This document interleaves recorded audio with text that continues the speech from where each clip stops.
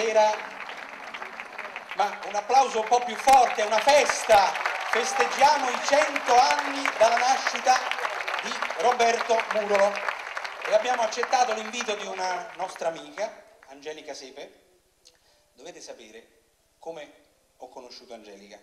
Nel 1985 mio padre, per levarmi dalla strada, perché frequentava insomma un po' di ambienti di Scugnizi, mi comprò degli strumenti musicali e quindi si creò un po' un gruppo di musicisti giovanissimi. Angelica, che era molto attenta, decise di venire a fare delle registrazioni con noi e quindi partì questa esperienza musicale e artistica.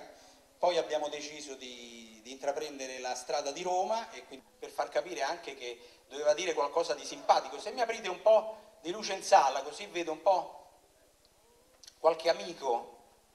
Qua non si vede niente. Sua Eccellenza, mi vede? Ecco, noi abbiamo cercato di spiegare che il posto suo era la prima fila, quella teatrale al centro, ma non c'è stata niente da fare, insomma. Gli ultimi saranno i primi, come...